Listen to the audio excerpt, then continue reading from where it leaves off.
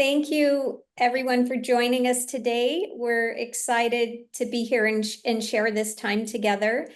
My name is Kelly Brezoczky. I was, probably a 15-year primary caregiver to my father, who had Parkinson's with Lewy body dementia. And the last 10 years of his life, he lived with our family. So I have a lot of direct caregiving experience through that time shared with him, and particularly with Lewy body dementia. And it was when I was talking to Robin about ways to potentially get more involved with the Brain Support Network. One of the concepts that we talked about was the self-care of caregiving. You know, I think it's easy to say, it's always, the easy part is to say what a privilege it is. The hard part is to say how hard it really can be, and how there are times where, you know, you feel like, you know, how can I keep doing this, right? So I think that was the genesis for this discussion that we're having today. And I was really incredibly thrilled to partner with Mary Kerr, who is here today. I'm going to let Mary introduce herself, but she heads up the VA's home-based care program. And so she was actually an incredible gift to my father and also to myself and our whole family. And it's just such a privilege to have crossed into now considering her such a dear friend. So we thought we would do this together. And that's a little bit about me. I live here in Northern California, and am really spending most of my time now working in the Parkinson space as a result of my caregiving experience. So Mary, why don't you introduce yourself? Hello all, and thanks for inviting us to spend time with you today. My name is Mary Kerr, and I've been a caregiver for a family member with a neurocognitive brain disease. So I have experience as a caregiver, but as well as a medical provider for 40 years, providing support to both patients with the neurocognitive disorders and supporting their caregivers. And as Kelly mentioned, I came to this area of California for the VA to develop a home-based primary care program. And many of our patients are elderly and do have memory impairment and cognitive issues. So that is my role.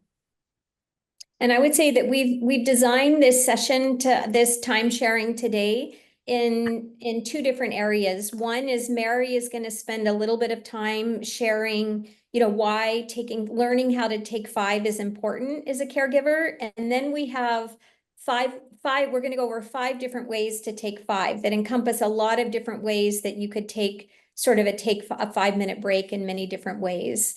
So before we jump into Mary's content, we had a question for the group, which is, if can you think of any examples of when taking 5 is important to you, or times that you've already taken a take 5 break for yourself in your role as a caregiver?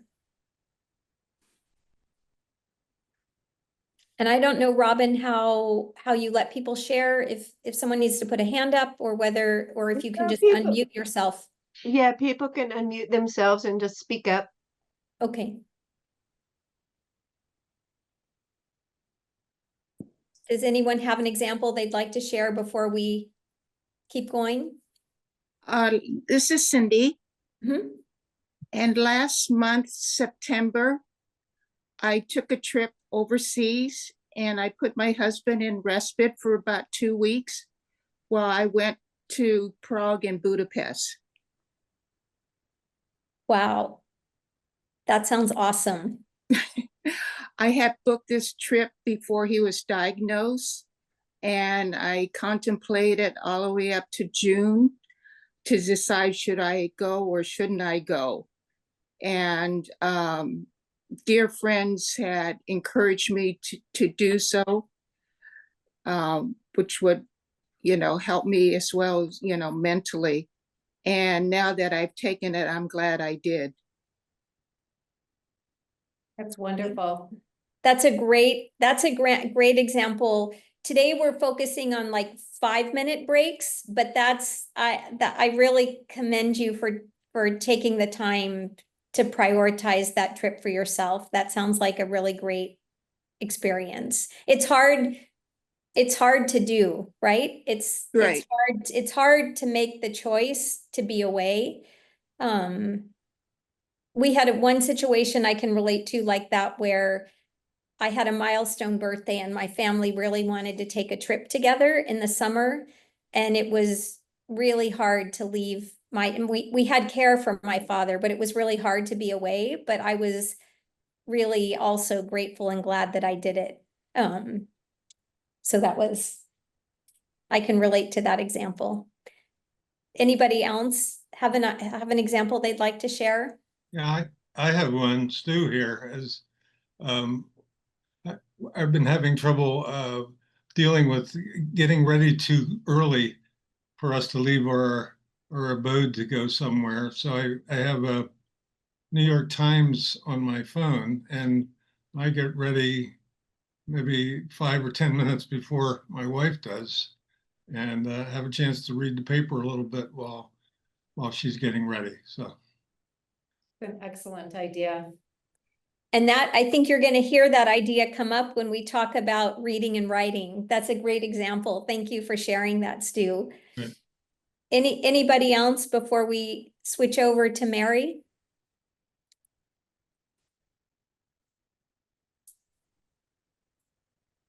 No? Okay. Mary, why don't we let you on the topic of caregiver self-care?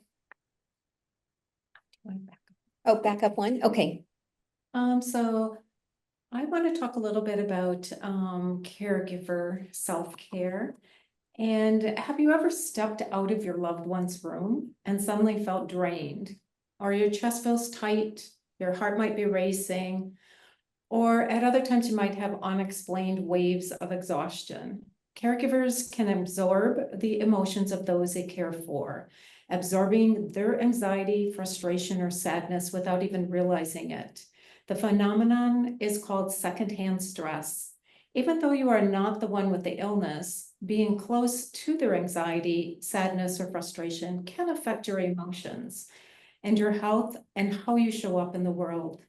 So feeling tired or stretched thin is a normal part of caregiving, but secondhand stress goes deeper.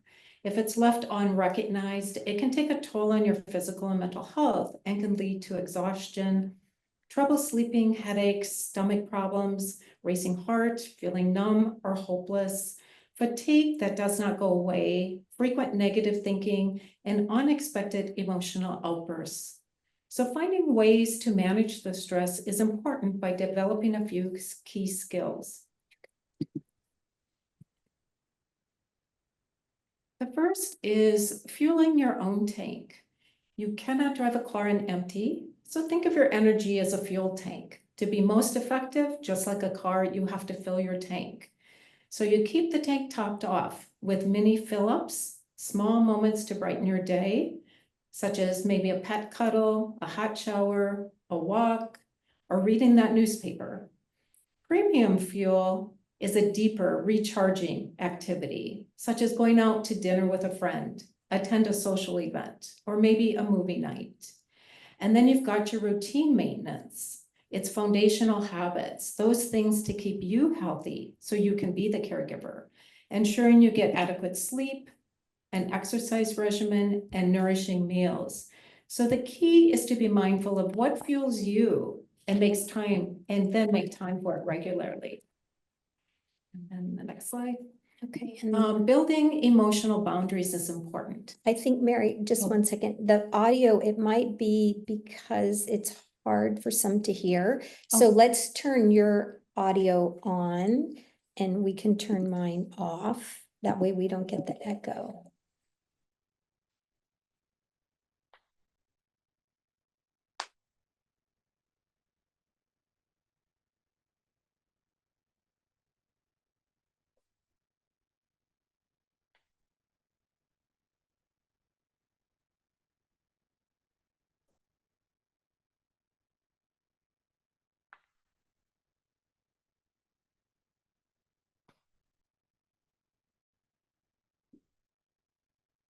We're hearing nothing now. I have no audio. Me either. Me too.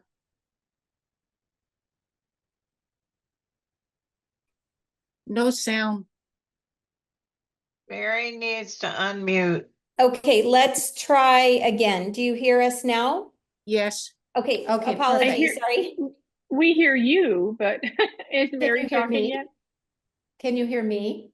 Yes, we Yes, can hear okay. you now. Yeah. Okay, wonderful. Could you hear the first section? We could, it Um, was a little quiet. Yeah, It was Okay. a little quiet. This Okay, is better perfect. now. I All don't right, have an echo. excellent. Go back just So- as a quick. So building emotional boundaries is important. It's easy for us to take on someone else's stress as your own. So setting gentle limits helps protect your emotional energy, which is important so you can keep showing up with care and compassion. And something to try is a fabulous framework. You want to next?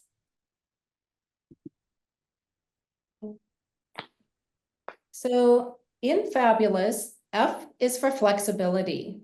We learn to adapt your thinking, let go of established patterns, ways you used to do things, schedules, etc., and become more open to change, new perspectives, and ways of doing things. A is for attitude. You discover ways to stay positive, even during difficult moments. A hopeful mindset can make challenges feel more manageable. Be open to asking for help. B is for boundaries. Set clear and healthy limits, both emotionally and physically. Know what behavior is acceptable and protect your space. U is for understanding job satisfaction as a caregiver. Reflect on how caregiving aligns with your core values. Recognize that caregiving can offer meaning, fulfillment, and a sense of purpose. L is for laughter. Embrace humor that reflects your values and seek out moments of joy, even in small ways throughout the day. O is for optimism. Nurture a hopeful outlook. The disease process continues, but choose to believe better moments are possible and that your efforts matter. U is for united. Stay connected by leaning on friends, family, community, or professional support to avoid isolation. With caregiving, it is easy to self-isolate. You do not have to do this alone. And S is for self-compassion. Be kind to yourself, especially during tough times. Offer yourself the same care you give to others. Acknowledge your efforts without harsh self-judgment. So caregiving provides both gifts and hardships that come with the complicated and often challenging role of a caregiver. When disease reduces someone to depend on another, the caregiver has a complex role to balance and protect the dignity of the care recipient. Caregiving is inherently unpredictable. There are many twists and turns, ups and downs for the caregiver. There may be no clear answers or definitive solutions. Just when you think you have it figured out, your loved one's needs may change. A caregiver experiences a range of emotions on any given day. And yes, there may be moments of anger flare-ups that occur because we cannot control or fix the situation. Raw emotion during caregiving is real and to be expected. When a challenge arises and we get to the level of feeling anger toward the person we are providing caregiving to, this may mean a need for a timeout. Some of you may be starting your journey as a caregiver, and others may be years into the journey. We learn from each other. So in this next session, we will look at ways to take a timeout while still maintaining presence as the caregiver. Please feel free to share your experiences as it is valuable to others going through this caregiver journey. So you're okay. Does anybody have any questions for Mary? How many of you could relate to her description at the beginning when she spoke about the secondary stress that we as caregivers sometimes feel?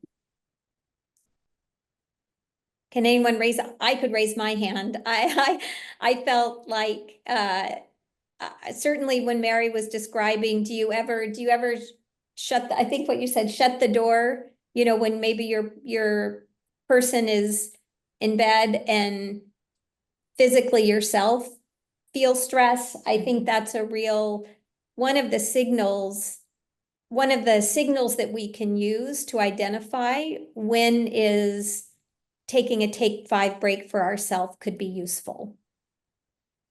Does Thank you anybody so have? much. Thank you for bringing that up, because I think sometimes you get so mired, you don't recognize these things in yourself. Well, I think sometimes, like, particularly the deep fatigue, you know, and I think there were sometimes, I can remember there was a juncture where when my father's dementia was progressing, and it was like almost the stress of grieving the loss of a person for who they were, but yet they were still alive.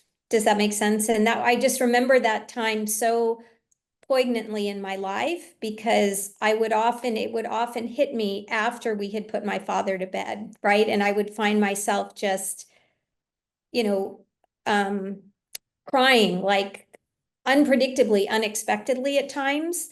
And, you know, my children were like, "Mommy, are you okay? Are you okay?" And I would be, "Yes, I'm okay." But it was like, it really took me the self-awareness to be aware of, well, let me say, I never expected that I would experience grief like that ahead of my father's passing. Like, that was one of those things that no one had ever shared with me, or had ever said to me in any doctor's appointments. And that was actually a couple of years before Mary came into our lives in terms of with my father. So that was, I think I haven't heard that term secondhand stress before. I don't know, maybe you all have Yeah, heard that before, but that was me neither. that really resonated with me, because I think that is a primary experience that we all share at some point as caregivers, particularly as our loved ones' neurodegeneration can progress. Well, Yeah, I've never heard it's that term another, either. I thought it was a great term. there's a term, anticipatory grief. Mhm. That one too comes up. Um, I just had something to share. I kind of missed the very first part, so I apologize if I'm in the wrong No, segment. go right ahead. Um, I had a realization. I am able to get out and do things and leave my mom at home for little chunks of time. And I was doing laps. She has Lewy body dementia, and I've been doing this for 5 years. Her live-in person. But I was in the pool swimming. You know, she's sat watching TV, and I'm doing lap swimming, and I'm going over my list of, problem solving and things to do. And I thought, wow, if I'm going to do this, I refuse to, I had to shut off that part and say, I literally realized this is not feeding me if I'm going to still be caregiving while I'm doing laps. And for me to make it useful to me and be a real reprieve or, break, I'm going to force myself to just say, I'm not worrying about her right now. What may be happening? I'm not going to problem solve. I'm not going to do any of the, what's next. None of that. I'm just going to force myself to, not force, but I'm really going to be here and feel the water and just selfishly, you know, think of myself. Otherwise, I'm not going to get what I need out of it. And so that became a new way to look at when I do have my breaks, to just really consciously detach from the caregiver mode, because That's it a great is so example. enveloping in my whole day. I'm always responding, problem solving, fixing, what's next, set things up, keep things, the whole list of things that was important for me to feel. And another, just a tiny one, but I am able to, I can't take a nap here, but I can drive to my apartment in another city, and there I can let go and take a nap. I thought, how interesting. When I'm in my mom's house, I can't quite let go. But when I have a day off, I drive to my apartment. I can't. Anyway, I'm taking my nap, and I thought, I'm really going to enjoy cuddling with this little blanket and telling myself, I need this self-soothing, and really look at it that way and make sure I have that little blanket to cuddle and go, oh, this is so cozy. And in that way, I'm consciously recognizing my need to be soothed of all the trauma I'm dealing with all the time, Because it is unending, right? Like it doesn't, I think you're raising a really important point, that the self-awareness to take a break, right? To relieve yourself of that responsibility is really important. right. Like, And when you were doing laps and you realized, because it's true. Like, you find yourself, maybe you're even at the grocery store, you're running errands, but you're always in the back of your head thinking about your person's needs, right? And, are they going to be okay while you're away, etc. Does anybody else have an example they can share where they've had a self-awareness about being able to separate that 24/7 responsibility just for a little bit? That's a really great example, Nancy.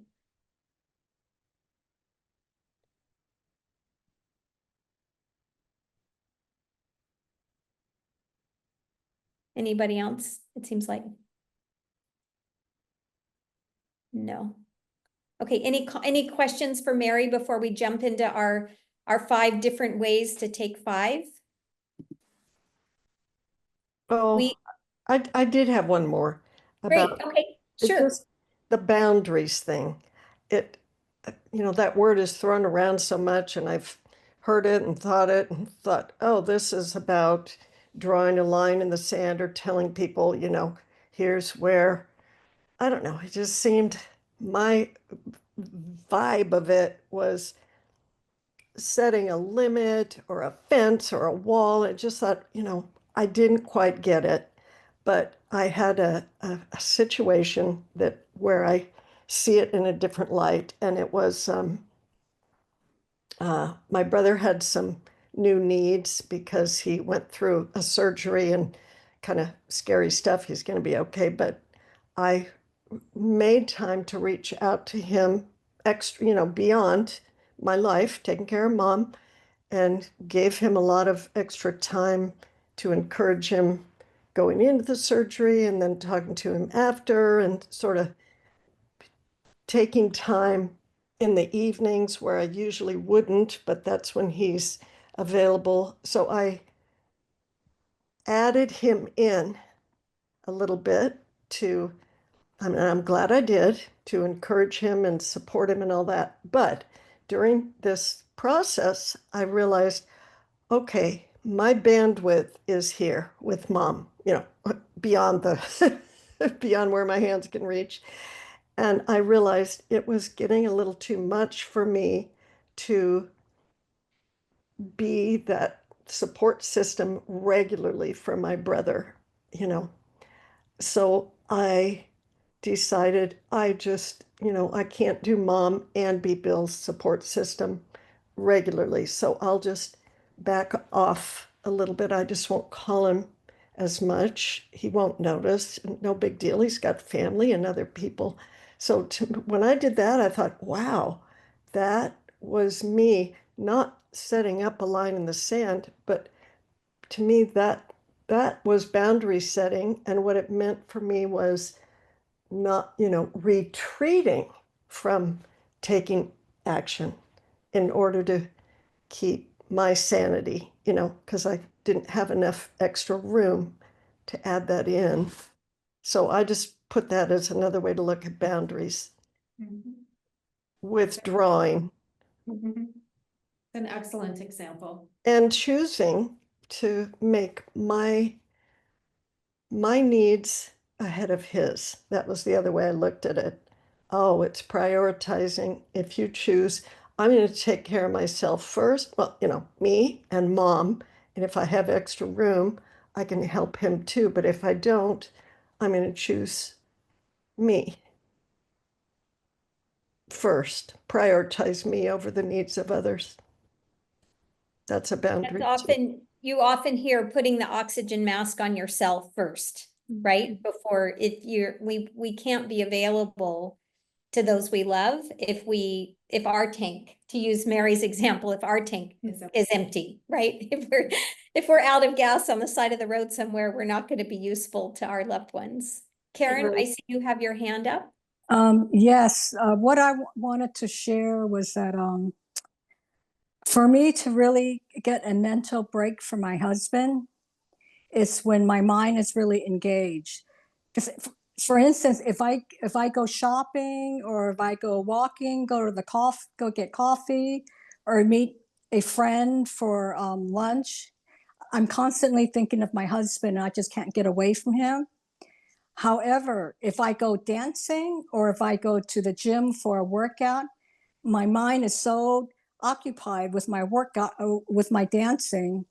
When I leave, I feel really relaxed. So I guess for me is doing something that really, really occupies my mind. So my mind doesn't keep drifting back to my husband. What is he doing? How is he feeling? So that's just something I wanted to share. That's a great example, Karen. When we were coming up with 5 different ways to take five being like a 5-minute break, right? Like recognizing we don't always get a half hour or an hour or right? Like that there are times when if we could just take 5, what would we do? And we were trying to come up with different kinds of things, different ways to take a 5-minute break, because some of these will speak more. We all are individuals, and we might have different things that make a difference for us. I would say, Karen, like you, it was interesting. I found that walking and just walking, which is moving. I'm going to segue into our first topic of just moving, for example.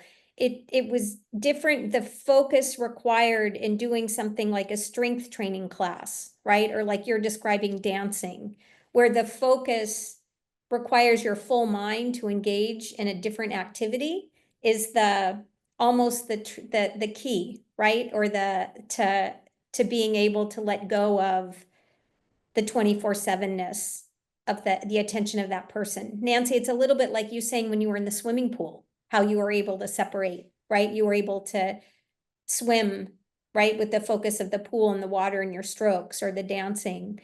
So we, in the area of movement, which is important, if we have the chance to go for a swim, or to go to an exercise class, or to go to a dancing class, or to go take a walk, where you really have the ability to get physical and move, that's obviously a great thing to do. For moving, we were thinking, we weren't sure how able-bodied all of us were that would be participating today.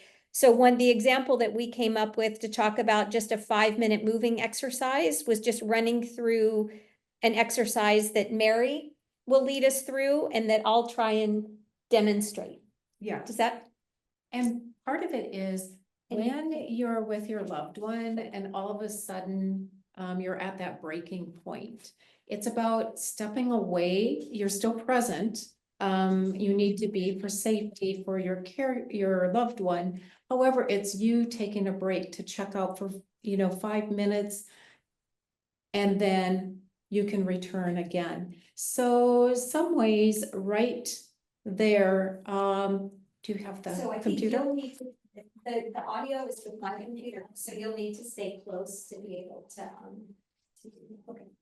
So Kelly is just demonstrating some things you can do in And I 5 think minutes. You might need to speak to my computer. They won't hear you, Mary. Are you able to hear me?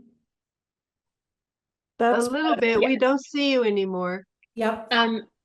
Yeah, we don't see you go anywhere. And you might turn the Kelly's screen down just a tad because we can only see her from the waist up. If so, she's going to demonstrate movement, we should probably see all of her. Okay.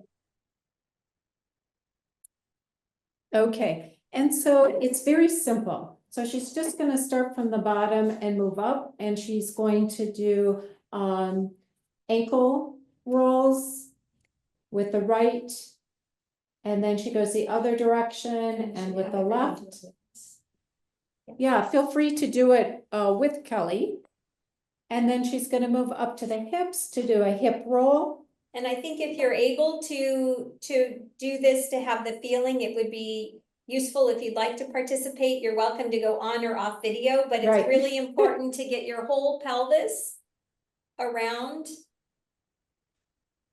and your whole pelvis the other direction. And this is this is an exercise we thought that you would be able to do with your loved one present if you were in a position where you were not able to get away. And you can move up to the shoulders and do rolls. And then neck.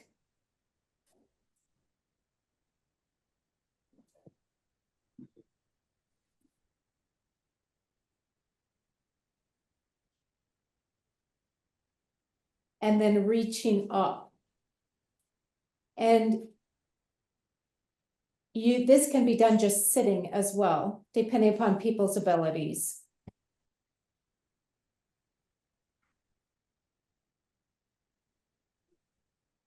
So whatever you're able to do for 5 minutes, just to take a break and then be able to return back to your caregiver.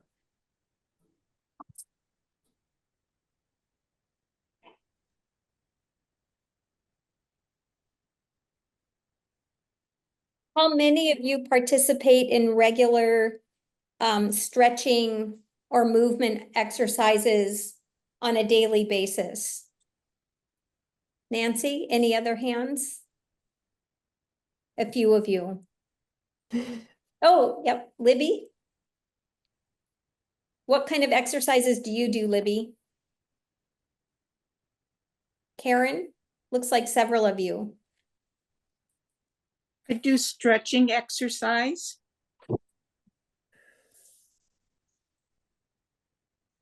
Walking the dog count? yes. Yes, of course, yeah. Anything Yeah, else? Chime in there, Mary. Oh, I do that Parkinson's exercise class at the Y with my husband, only I kind of do it a little more heavier, you know.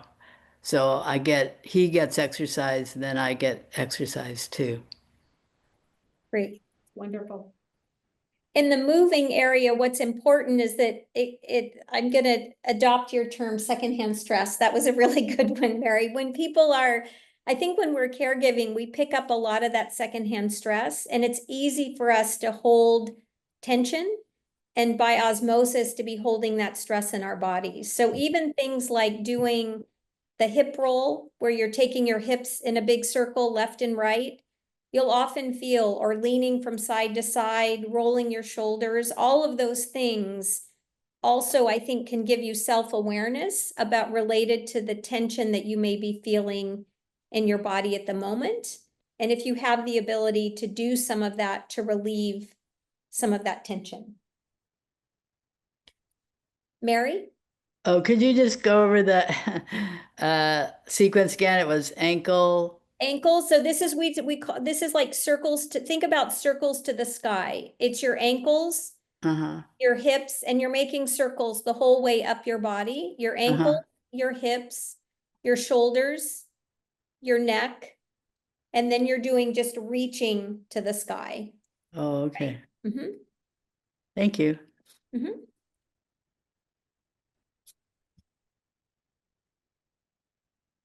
Does anybody else have any other movement? I also wrote down dancing that was shared earlier. We're gonna send all of these examples, we'll send back, Robin, to you, and then if you want to share it back with our group, you're welcome to. Sounds Okay. great. Mm.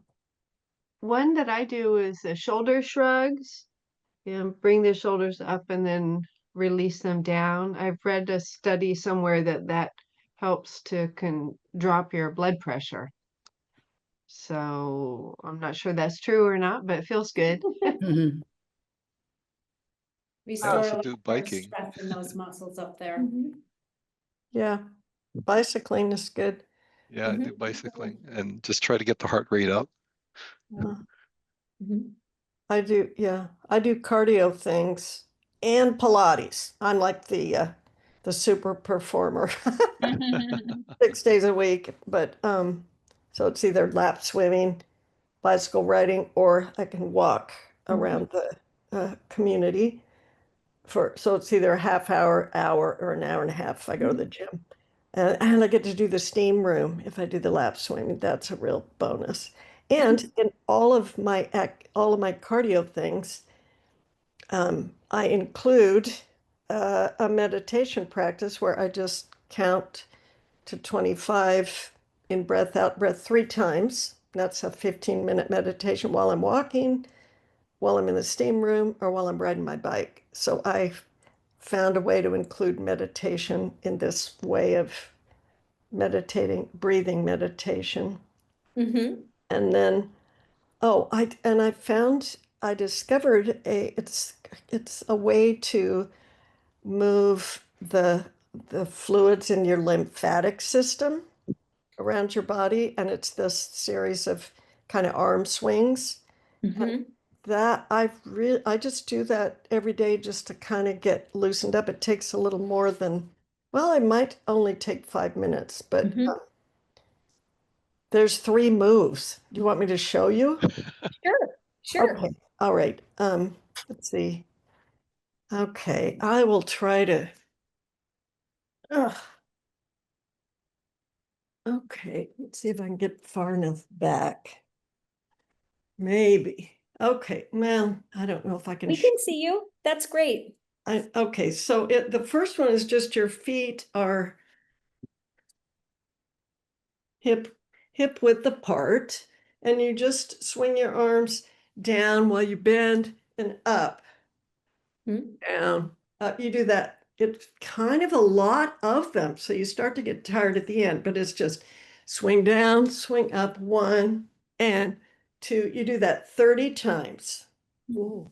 Then the next one, you put your feet in a, prone out, like a first position, second position ballet stance. And on this one, you bend forward, and then when you reach up, your head lifts up. So it's down, up, down, up, down. That one's 30. I mean, you'll get warmed up by the end, but it's not Yep. really that hard. But you start, when I Yep. get to 25, I think, okay, I've done enough. I want to stop. And then the other one is 50 of these, but this is just lift a leg at a time, 2, Yep. 3, 50 of those. That's Yep. it. That gets your lymphatic system moving, apparently. And that last one is really good for strength and balance when you want to be able to continue to get yourself up off the floor if you get down there or fall down there. Excellent. Thank you for sharing that, Nancy. That's great. We'll make sure we'll include that in our notes for everybody. But just, I think the concept of even the idea that we were hoping to convey is that even when you need a take 5 break, you can do movement in those 5 minutes. I think so often we sometimes think, oh, I need an hour, I need a half hour. Like if I'm going to go take a walk, or if I want to go to an exercise class or a dancing class, or I'm going to jump in the pool. It's easy for us to think of physical activity is requiring, 30 minutes to an hour to even make it worth your while. And I think what we wanted to just make sure that we highlighted here was that we can move in 5 minutes, right? We can, you may not have your cardio rate up for a sustained 20-minute interval, but in just 5 minutes, you can mindfully do some stretches. The ones Nancy showed us with lymphatic movement were great, right? You can even do these circles to the sky, starting with your feet through your hips up to your shoulders and neck. Robin gave the example of the shoulder shrugs. Like, those are all really great examples of things that we can do when we just have 5 minutes that sort of sometimes can help us release. The most important thing is that they allow us to release that stress and physical tension. Our next topic, moving on, is music. And this is one I think that Robin had asked all of you, or asked people to think of a song that many people can relate to, a particular song causing them to feel a certain way. And one of the things I just wanted to share is I was not really a regular Spotify user, hardly at all, up until several years ago. My children were on Spotify a lot, but I was not. And I can tell you that Spotify is really super, super easy to use. And what I just wanted to share the example of, how many of the folks here today, does anybody use Spotify? Maybe raise your hand if you've ever used Spotify. Anybody? Mary, it looks like Mary. Anybody else? Maybe just Mary. Okay. So Spotify is an app that, how many of you, I guess all of you have access to a laptop. So you can use if you're on Zoom with us today. Yeah. So Spotify is something you can also access on your laptop. It's not something that you necessarily have to have on your iPhone. But if you just go to the Spotify either website on your laptop or you download the app on your phone, you can create a free account. So you don't have to I don't have a paid subscription. You just set up a free account. And when the app loads, or if you're on your laptop, you can just search on a song name and hit play, and it will play it. And so all of a sudden, when I discovered this several years ago, it was like having an unlimited jukebox on my phone. And it will also do the same on your laptop if you're working off the Spotify website. But any song that you can think of, you can find and play. And often if you search on a song, you can actually find, 5 to 25 renditions of the song. If you're interested, there's always like variety of the song you're interested in. There's typically multiple versions that you can play. And so one of the things that I found, we used a lot of music with my father. He loved music, and always, my whole life, my father was very into music. And so he would sometimes ask for songs that I didn't know, but I would search them up on Spotify and play them. And so one of the things that we ended up creating was something called a playlist for my dad. And on the home screen of Spotify, if you, when you set up an account, there's basically, you can search on songs. On the very bottom, they give you 3 options. You can search on songs that you'd like to listen to. You can save songs that you've listened to, that's your library, or you can create a playlist. And so what I ended up doing was creating a playlist for my father that we named Pap Pap. That was that's what we all called him. That's what my girls grew up calling him. And we ended up having a playlist of all of my father's favorite songs that we always used to play and sing together. And it was a wide range of music. Some of it was Willie Nelson, some of it was Tina Turner, right? It was a wide range of music, but I can tell you that having that playlist is something that our whole family has it. We all play it, even though he's passed. It's like a real gift that we still have tied to music. And so I think if you if you are interested in music, Spotify is something really easy to try that doesn't require, if you can get on Zoom for this conference, for this webinar, you can absolutely play a song on Spotify. And you could play lots of songs on Spotify. So I think Robin may have asked people, we just wanted to talk a little bit about music and what songs that you in particular turn to, or that you feel like either allow you to escape to a different place. Like there's something where you just get excited and they take you out of the moment, or a song that you find particularly relaxing. I was gonna jot down all your songs and make a playlist with them and then send that to Robin. Is something, if you all want to have it, then you can just access it as our Take 5 Spotify playlist. That would be tunes that you could listen to sometimes when you're taking a break, whether you're gonna just listen to one song or whether you're gonna be on a walk and listen to more songs. So let's talk about music and how music can be a stress relief for you, and if there's what songs bring you joy, or what songs allow you to take a break. Well, jumping off of your Spotify, encouragement, I find singing really releases my endorphins, and I'm not always in tune. Sometimes I sing louder than I should, but that's okay. You can sing in the shower, you can sing, it's a good tension releaser for me. And I read once a study that said you can't be singing and music tap into a different part of the brain, and it's therapeutic, and you cannot hold anger, irritability, stress when you're singing or humming, right? So so what songs do you like to sing, Susan? We'll put them on the playlist. Oh, I think the music I listen to is pretty esoteric. Peter, Paul, and Mary. Okay. Myself. From the college days. Yeah. But there was this wonderful social worker some years ago who did a study with music and memory for people who have dementia.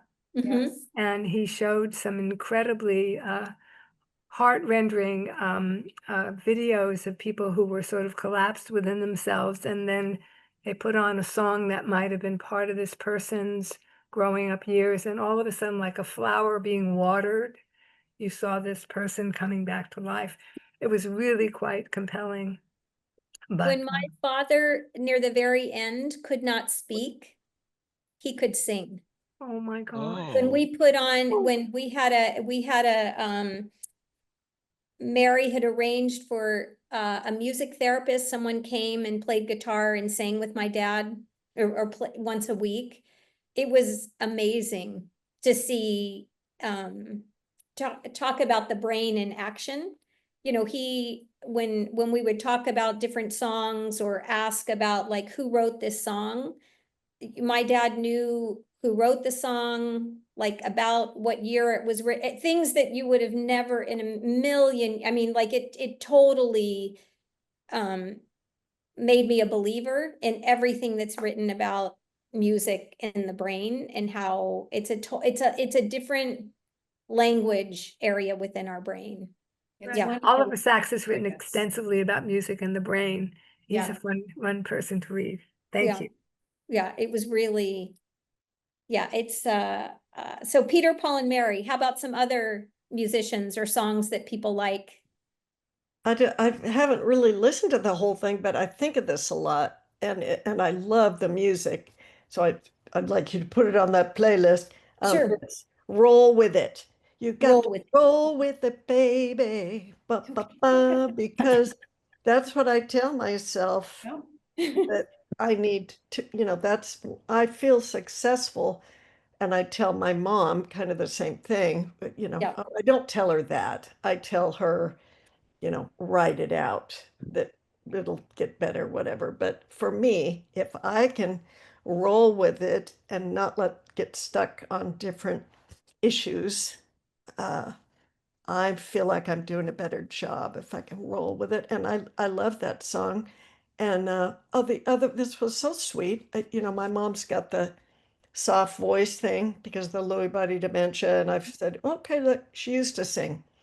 Her sisters and her would harmonize together, and they were the town people that come to sing in this little town when they had events and stuff. So I don't know where it came up, but I started singing You Are My Sunshine.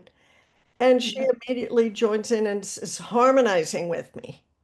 Yes. So Yeah. that is just her natural thing. Happy birthday too. She'll go into harmony. And so where she'll say, oh, I can't sing, but yet it comes out. So You Are My Sunshine would be a cool one. Great one. Too. We had one that I'll add from me to our playlist for today is Here Comes the Sun. That was the reason I can tell you there's so many variations on many of these songs is that when I put that into Spotify one of the first times, there must have been 15 choices of Here Comes the Sun versions to think of. So, you know, we used to play that. And, you know, sometimes I think also if we think about taking 5 for ourselves, that's what our topic today is, taking 5 for ourselves. But I sometimes found if I thought my dad was struggling or having an off time, you know, the day wasn't getting off to a good start, or in the later afternoon, you know, it just, the day didn't seem to be going as well as it could. You know, Here Comes the Sun was my go-to, because if I put that music on, you know, it kind of just got everybody, music had that much of a powerful effect. So other songs that people, thank you for putting in Bridge Over Troubled Waters. I got that from Simon and Garfunkel. I'll put that one in. Anybody else have songs we can add to our Take 5 playlist? Don't Worry, Be Happy by that's Bobby a good McFerrin. That's Yeah. a great one. Yeah. That's a Don't great Worry, Be one. Happy by who, Mary? Who did you? Bobby McFerrin. Okay. Yeah, I just want to make sure I get the right version for you. Yeah. Anybody else? Yeah, like Roy Orbison and Only the Lonely, but a lot of the words I don't listen to, I just like the song. So it's not a particularly uplifting song, but it's one of my favorites. You said Only the Lonely? Yeah. Yeah. Okay. Anybody else? Let's see, Sharon raised her hand. Oh, okay, Sharon?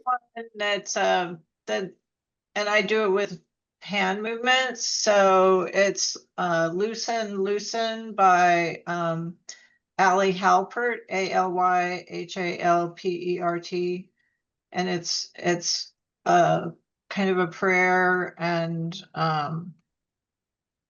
yeah, the lyrics are loosen, loosen, baby. You don't have to carry the weight of the world and your muscles and bones. Let go, let go, let go. So we like do this movement of loosen, loosen, let go, let go, let go. So it's combines the words with the movements. And then also go ahead. I was just going to ask if that was written by someone in the Parkinson's community. No, she's a Jewish songwriter. And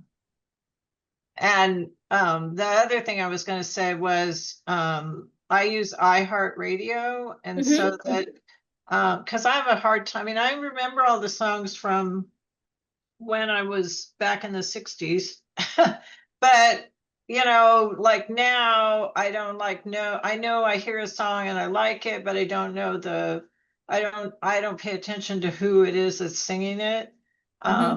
So I do iHeartRadio, and you can pick different channels. Like, so I have like I was a Beatlemaniac, so I have like a Beatles channel that I can put on, and then there's a soft jazz channel that I like. And those are free, but they do have commercials. So Spotify, if you do the free version of Spotify, they have commercials too, but it's all of these platforms. I think the key thing is that it's not hard to get a free account, And it's remarkable with technology how music is so accessible to us, and what a difference it can make for ourselves and for our loved ones, with the power of music. So I think it's a tool that even on a take 5 basis, we thought having someone just be able to access a song. Sharon, do you have a Beatles tune that you like that we could put on our playlist for Well, today? somebody already said it, the one about Here Comes the Sun. That was Yeah, one that I was okay, that's thinking on. I'll of. put that, yep, that Yeah. one. Okay. And I just wanted to mention to Nancy, when you were talking about if a loved one, because of the disease process, their voice is becoming Is less. that Mary talking? It's a Yeah, little hard yes. to hear. Yeah. Sorry. Nancy was mentioning that her loved one enjoys singing, but her voice is starting to lose its volume.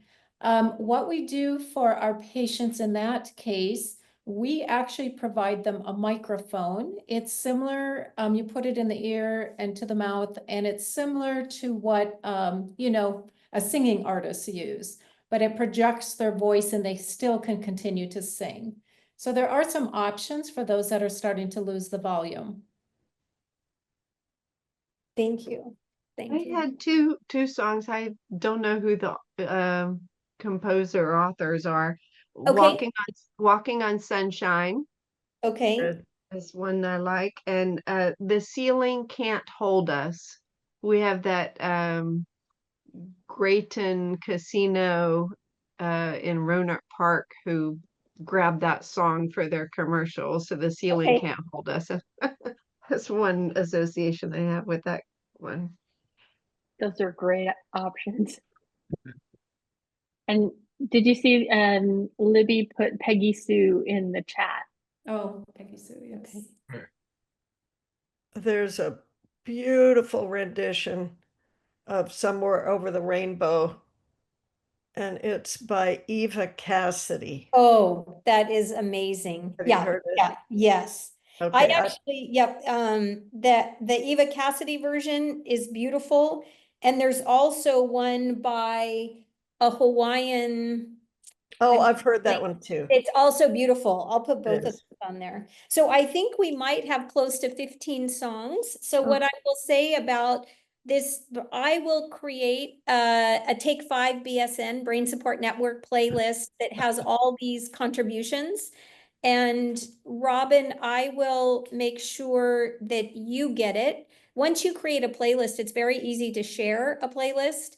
I'll make sure, Robin, that you get it. And then if there's anybody here today that needs assistance getting Spotify on their phone and access to the playlist, I will volunteer to help you. So if there's anybody that wants to have the playlist that you can listen to, just let us know and we'll make sure that we make that possible. I think, I have to say that having this tool, I would say across the journey with my father, we use this more and more and more, and building this PAP playlist ended up being such an incredible tool, both while he was here and since he's passed. And in the time that he lived here in California, I think I was able to, he loved Willie Nelson.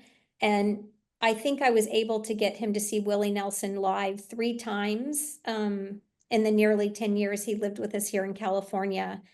And I'll never forget at his service, we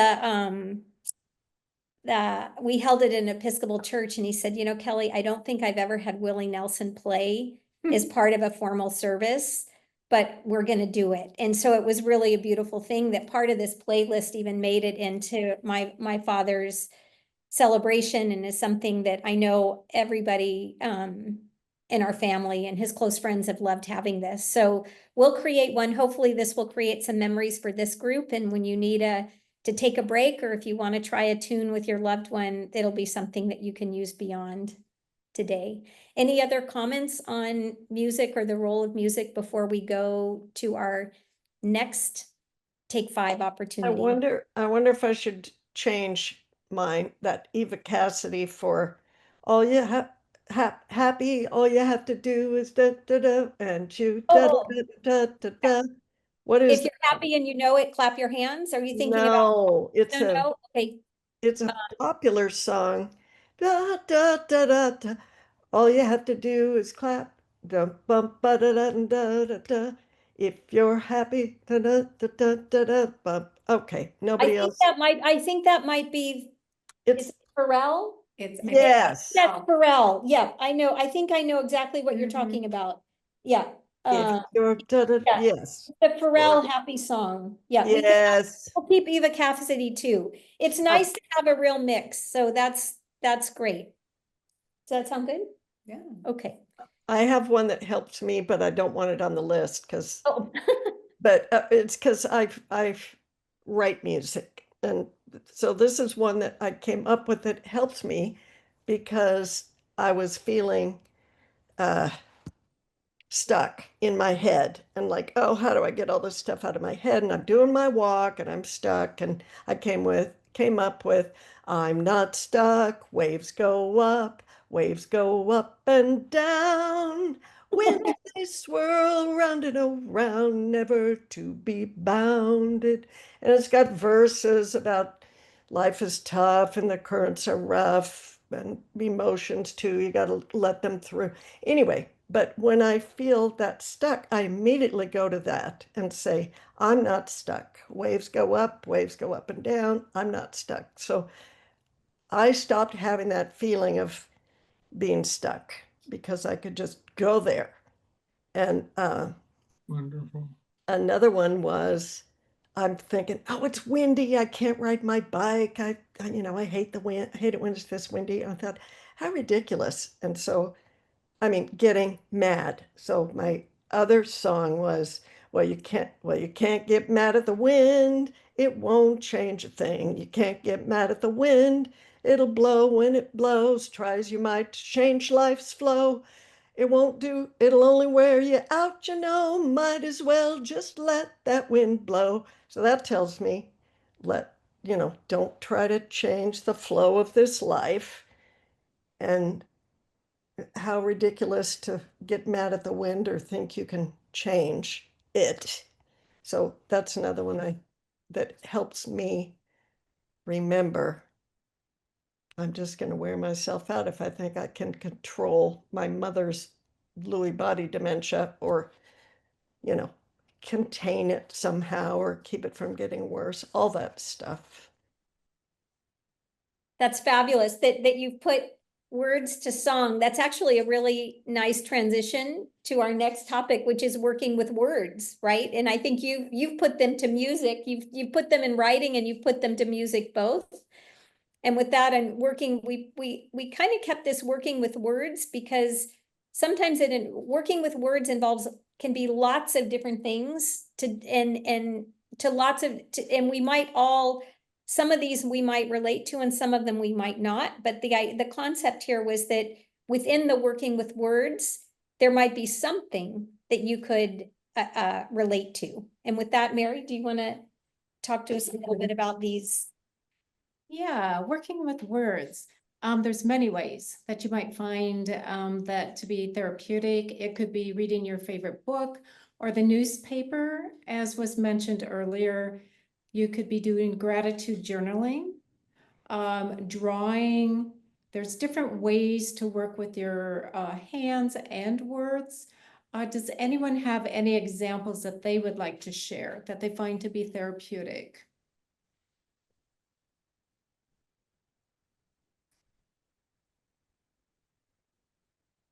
Do any of you journal?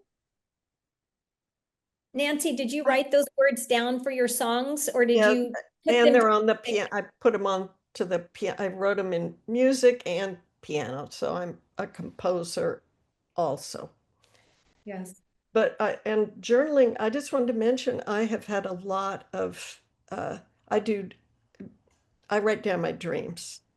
And so I have the more you tell your subconscious that you want to do this, and if you wake up in the middle of the night and you write it down, your subconscious keeps giving you more and more and more. Every night I have dreams that I'm writing down, and I've learned how to get something out of them as far as what's going on with me or help with things that may be an issue that's unresolved. Anyway, Mhm. so I call that dream journaling.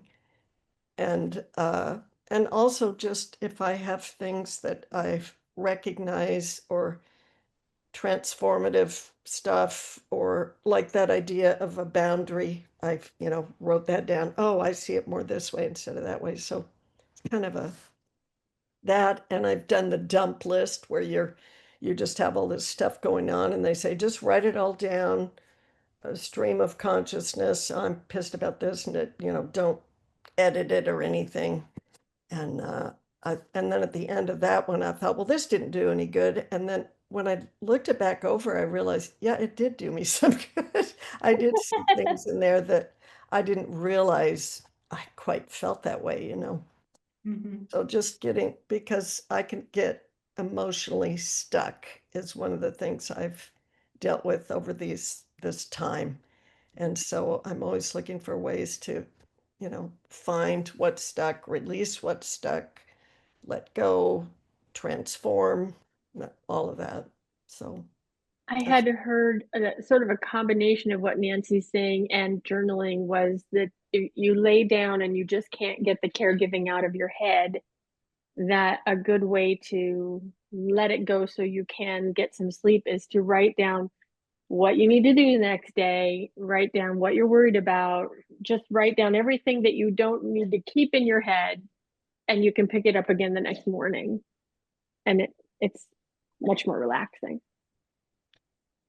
Building on that, Denise, this isn't really, I guess it ends up, I hadn't thought of it this way. It does end up being a tool for us also. But with my father, I have, like, you see the picture, the journal book in this picture book. I must have 15 of these where I started keeping track of everything he ate, his medications, how he was doing, what was happening during the day. And it was interesting. I really didn't have this insight until you just spoke these words, Denise, but I actually think that really helped me at night when I went to bed, because I feel like it allowed me to get all on paper in one place, everything that was relevant to his day and his care, in a way that it was like allowed me to be free of that when I went to sleep. Yeah. And I didn't really appreciate I was keeping track more for, initially it was really medication management, and with his Lewy body dementia, trying to keep track of, well, initially trying to figure out if you could make correlations. Of course you can't, but at least it felt therapeutic while I was trying. But I think that was something where, I wasn't journaling for myself, but in keeping a journal about him, really allowed me to be able, I felt like I didn't have to hold it all in my brain. Does that make Yeah. sense? If something was changing across the week, or if something was changing, it wasn't like I had to remember all of it. I could look back in the book and look for patterns, or look for side effects of medications, etc., that gave me the ability to sort of not have to feel I had to remember all of it every second, and there often are shifts and changes, right? Like changes happen, and that was useful. Does anybody do any gratitude writing, or that's something that you read a lot in, kind of, I don't want to say just pop culture, but the value of, waking up and thinking about 3 things you're thankful for, or the last thing before your your head hits the pillow to sleep, things that you're grateful for in your life. Does anybody practice any form of gratitude writing, or gratitude, intentional gratitude practice? Does anybody do that? well, if I get my prayer in for the day, that includes, that it starts with, I'm thankful for this, that, and the other. So prayer is a gratitude thing. And I have a daily word thing that's, I read every day and that kind of thing. But I know it's can be useful, but it's like I'm too busy with trying to keep everything going. I don't know why. It just like, oh, I don't want to do that. I'm a member of AA. I've been sober 35 years, and I know about gratitude lists. That's the thing they talk about. And so I think just the idea of writing it down seems, I don't know why it doesn't, makes me go, eh. It, But it I think that, pales. I go was ahead. going to say it pales in comparison to writing a song. Well, I don't know. I mean, there's so many, yeah, there's Yeah. other things that are more, I don't, okay, what I like to do just along this idea of reading, writing, whatever, I have all sorts of um, spiritual type Facebook things that come to me because once you look up things, then you get more of them about higher consciousness and, new ways of looking at things. And so I'm into all that stuff. Eckhart Tolle, just watching videos of the higher spiritual people sharing their stuff. So I look at all that as those things feed me and make me feel uplifted. And I just have to say, Deepak Chopra created, if anyone's into him, he has a Deepak Chopra AI that you can type in that and ask him questions. You can do it like 3 times for free before it says, okay, do you want to subscribe? But oh my God, I asked it about my mom with Lewy body dementia and having this times of confusion and how do I deal with this? I thought I gave him a really loaded question, thinking I'll get be in the moment. But no, it was very detailed. He has everything he's ever written is in this artificial intelligence version and every talk he's ever given. So anyway, I invite you, if you're into that, you can ask him specific stuff. Anyway, so I have a spiritual journey that is fed by. Yeah, Interesting. spin off on that is that about reading is that I've been using Google's Gemini, very easy to use AI tool. Yeah. And every question I ever want to ask a doctor about PD and everything, I'm really learning a lot from that. It's helping me and as a caregiver, but also helping my wife and letting her understand what's going on. It's pretty helpful. I will say also, this falls under the reading, like seeking information, is I found that, I don't know how many of you are on any of the social media forums for specific diseases, but they exist for all of the neurodegenerative diseases. And I found the Parkinson's Lewy body dementia groups and just the Parkinson's caregiver groups for myself personally. Sometimes I had to come off, sometimes I would go through periods of sometimes I would read frequently and then sometimes I just had to get off. Like some of it was just too hard. It was content I wasn't ready for. I just felt like it was too hard for me. So I didn't do it consistently all the time, but I often found really helpful perspective from other caregivers and people that were experiencing having a similar experience. It was useful to read, and often like some of the tips, I found some really good tips for assisted like eating, like things that just things that I could order off of Amazon that I wouldn't have had known about were it not for like the Parkinson's Lewy body dementia group on Facebook. So those tools can be useful also. In the spirit of reading, I think we talked about the app. I think you said that you while you were waiting for your wife to get ready, that you would like open your New York Times app on your phone and just do a little bit of reading, and think about the value of that to you as opposed to sitting and like tapping your foot because someone's running late or running behind, like, you know, tapping your foot where the tempo is getting faster. And the secondhand stress is amplifying, right?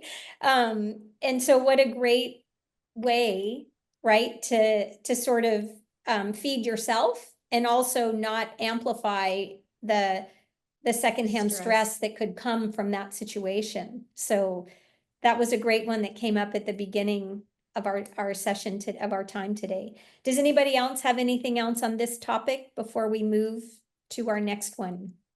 Just one quick one is that I've been doing a lot of video recording of storytelling, and as long as the stories are still there and they're somewhat close to reality, we have them now. So I'm using little two-minute video clips.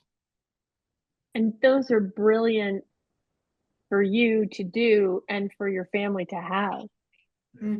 I wish I tried to get my dad to talk. He had Lewy body dementia, about his life. You know, before I was born, he was 50.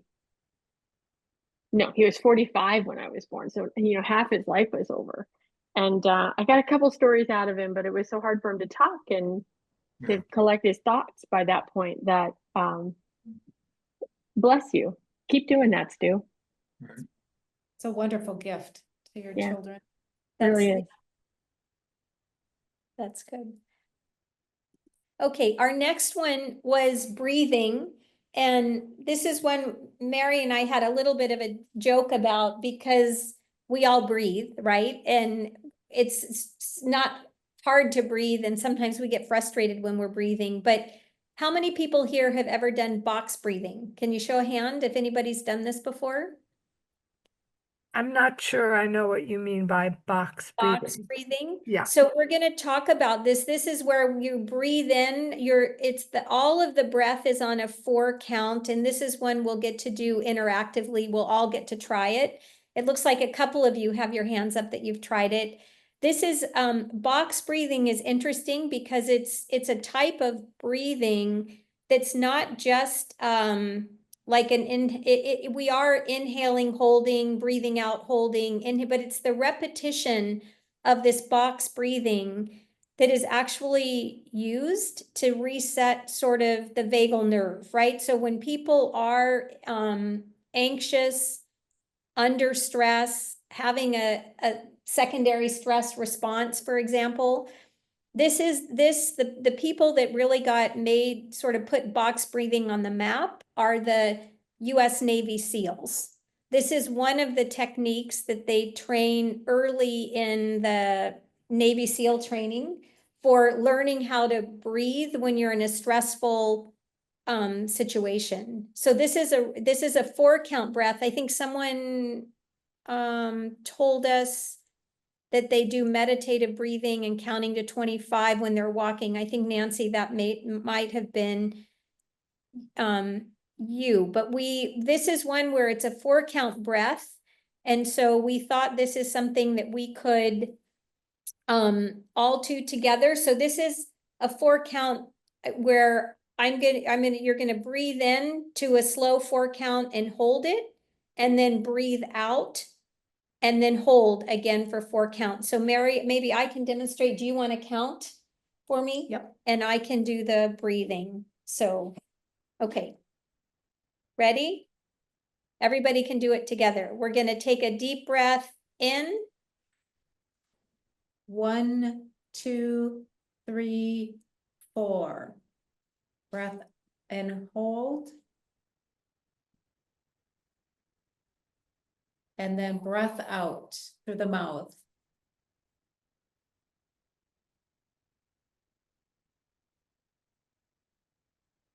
Breathe in through the nose and hold. 1, 2, 3, 4. And breath out through the mouth.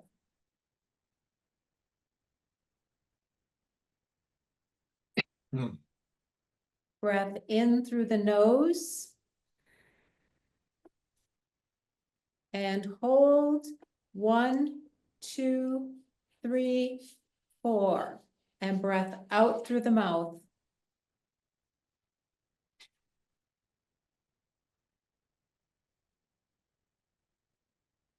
So you get the idea here of this breath. This sequence, what makes this sequence unique is that it's breathing, you're holding an in breath, and then you're holding after an exhaled breath. So it's not just in and out and in and out. There's a lot of meditative breathing where you're doing breath work, where you're breathing in, holding, and then doing a slow controlled sort of exhale. And then you kind of circle back into a slow controlled inhale. This is one where we actually have the breath work. What's unique is it's the holding in between the held breath and the holding after the exhaled breath that does sort of that reset on that vagal nerve system. And the holding on both directions is what takes a little bit of concentration. It takes a little bit to sort of get this down, but it's a really helpful tool, I think, for when people are feeling amplified stress. I mean, some people do box breathing regularly all the time just as an exercise, but it's one I think that if you ever feel like you know, you're wanting to bring some of that secondary stress down. One is, we talked about this with movement earlier. It came out that like focusing your mind on something sort of takes you away from whatever the caregiver chaos is. And so box breathing does take a very focused mind because it's a 4-count, a repetitive 4-count breath. And it's those 4 counts holds. So those are something that are interesting for people to try. So there were a couple of you that had raised your hands that said you had tried box breathing before. Do any of you have an experience like you'd like to share about your box breathing?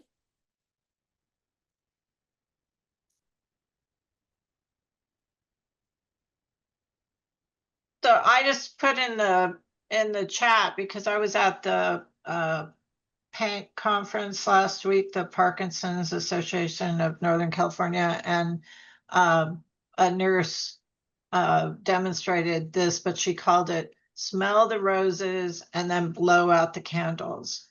So I like that. I mean, I've done the box breathing for several years, but I liked when she said, smell the roses. So you breathe in with your nose and then blow out the candles with your mouth. Yeah, that's excellent. I felt something just then Yeah. was different. And I've done, different things with breath, holding one nostril in, out, or whatever. But for some reason, I think the holding on the out was different because at the end of it, I just felt kind of my chest not being up here.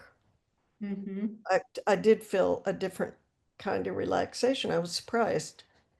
Yeah, so I like it. Thank you.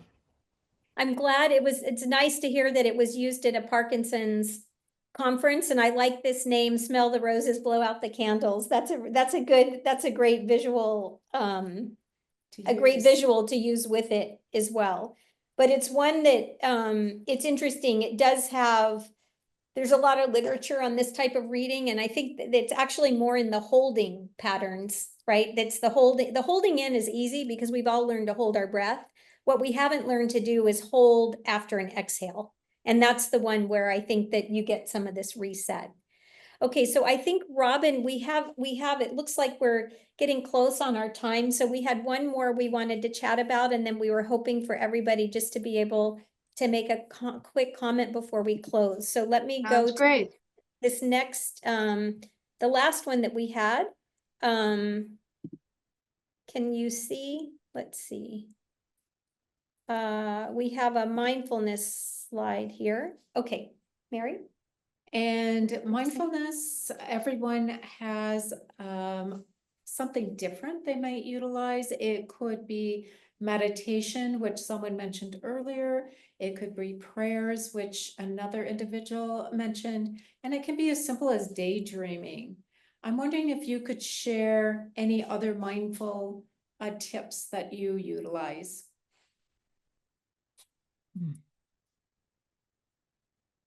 I do a walking meditation where I just say to myself over and over again, like, all will be well, all will be well, all will be well. And as I'm walking, I do that. I don't like the sitting and going, oh.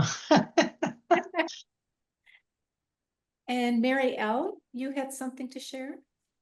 Oh yeah, this is on the Apple Watch, they have a little mindfulness app, and you can just I don't most of the time it goes on, I'm going, I'm too stressed out to be mindful. Anyway, but it is there, and it comes up, and you can do it for 1 to 5 minutes. So I'm gonna try to use it more, because it just kind of, and then it has a little visual, goes in and out and stuff. So just Great idea. if you happen to have one of those watches.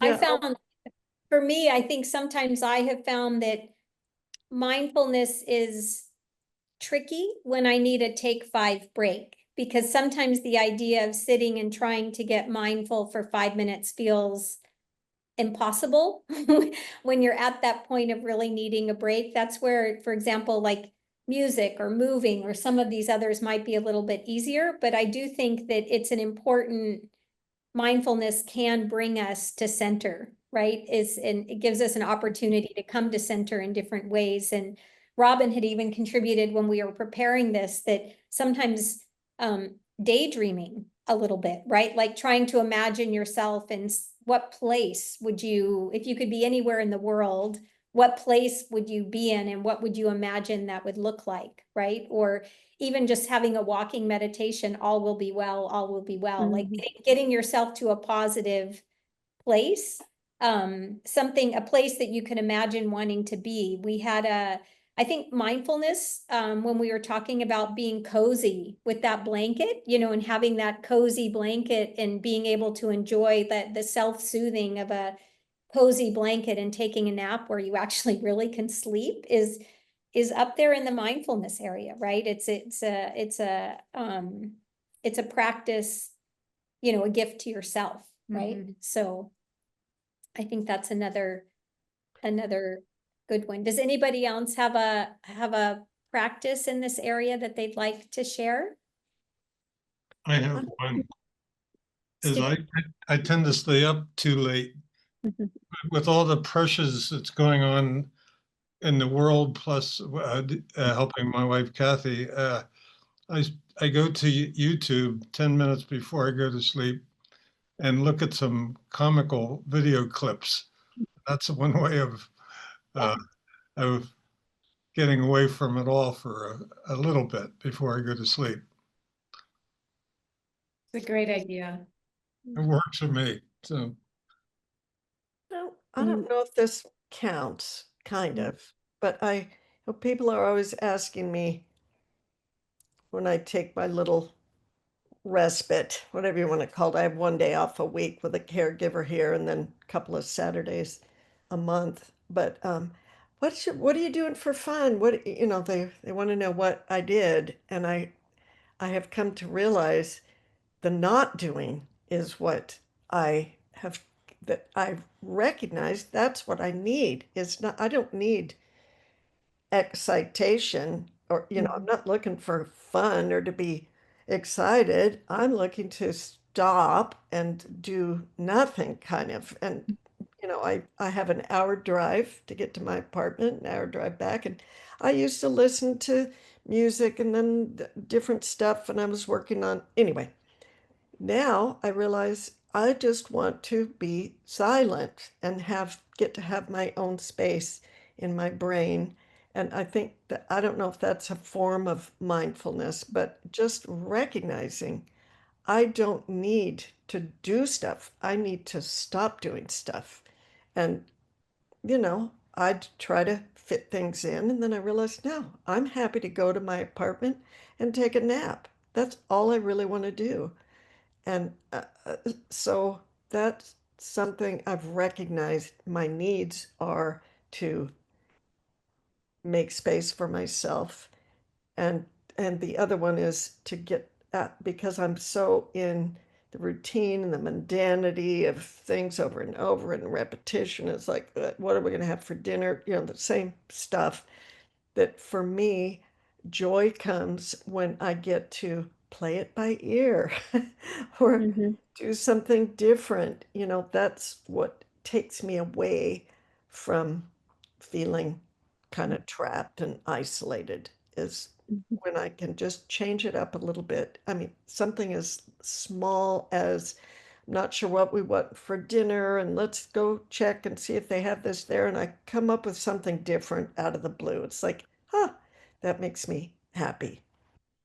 So I I don't know think what that is. recognizing, I think one of the things that's really important is just recognizing what we need, right? Being able that it takes pausing to even recognize that what we need in terms of self-care, right? And I think that's being able to acknowledge the secondary stress that we're all under in a caregiving capacity, and being able to recognize that it's helpful, right? We can only be at our best as a caregiver if we're also at our best for ourselves. And I think that we can all achieve that in different ways, right? Some people, you know, we can use movement, we can use music, we can use words, right? We can use our breath, we can use our minds, our spirituality. All of these are different ways that we can tools. And I think the whole concept that how this came together was that we have so many different tools in so many different areas and domains that we can access. And how do we keep sort of keep some at the ready for us for when we feel like we need them. I think, Robin, I'm mindful of your time. I think we've gone a little past 4:30. I hope that's okay. If we have just a few minutes for people to be able to share a closing thought with us, we would love to hear it. And thank you so much for joining our session today. It's been lovely to be here with you. Yeah, and just say before we conclude, I know we want to share, but we'll share Kelly and Mary's slides. It's a nice reminder of some of the things we talked about today, and we'll also post the recording online and the Spotify playlist and other things that Kelly and Mary mentioned.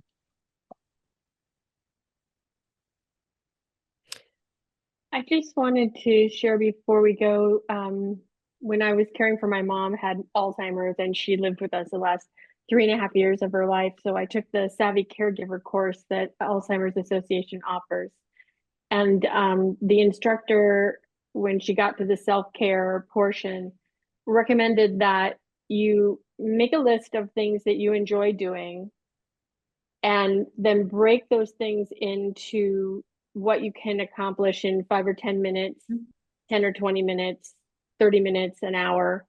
What's going to take half a day, what's going to take a whole day, and like whomever it was that went on vacation, and leave it on your refrigerator, so that when you find yourself at loose ends and you just need some time to yourself, you can just look at the list and say, I have this much time, I feel like doing that, and then go whatever it is, call a friend, pick up a book, make a cup of tea, whatever you've put on your list that's for you. That's a great suggestion. I think the idea is it's hard sometimes in the moment for us to think of the tool. Think of it. Yeah. Right. And so it's Yeah. easy to just stay in that stuck, hard place. But if you Or just keep doing tasks and chores and errands instead of taking the Exactly. time for your Exactly. own respite. Yeah. But if you have it there in front of you, right, hit the playlist, play one of the songs, right? Do some stretching exercises, right? Like, yeah, try doing a little bit of box breathing, right? Some of these things that you can do quickly that just sort of can take you out of that secondary stress experience. Yeah. Just briefly, that I've learned to what used to be kind of automatic. Okay, I've got some time. I'll check in with this person or call that person. Like, kind of my habitual way of living my life is checking in with people. And the way it is today. Now I say, well, if I call that person, does it feel soothing and relaxing, or is it gonna be agitating? So I don't do I try to think before I do what would be an automatic thing and realize I don't need that.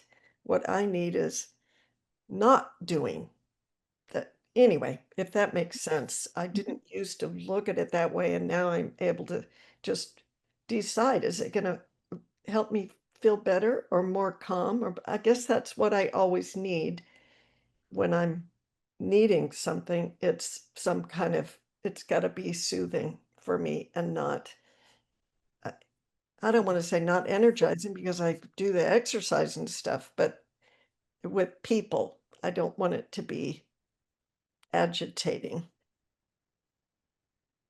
So I take it off the list. Do I really want to call that person? No, I'd rather just sit or lay on the bench or whatever it is. Yeah.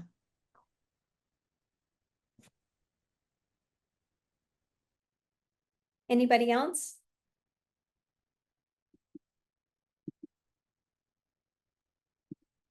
I think one thing we can do is combine this list here of the 5 ways and some of the examples we've talked about with Denise's suggestion, and come up with that list that we actually write down and we put on the refrigerator, or we have someplace, put it on a little post-it note on our monitor, and have a list of 5 things that are at least 5 ways to take a 5-minute break. I think, Robin, what I'll do is we were going to add some of the notes, some of the great suggestions and tools that people use that came out of the session. Wonderful. We'll add that into the slides so that there's a record Great. of in the slides. And then Sounds great. we'll get you a Spotify playlist also. So Sounds great. That's wonderful. That'll be helpful not only to the people here, but people who couldn't make it today. Sounds great. thank Well, you. thank you, Kelly and Mary, so much. I thought it was a terrific presentation. As one of our attendees said, Susan, thanks for the excellent presentation. It was very interesting and gives us all something to think about. And we have some tools available now to us all to take 5. Thank you. Thank you. Thank you. Thank you. Bye. Bye. Bye-bye. Bye. Bye-bye. Bye. Appreciate it.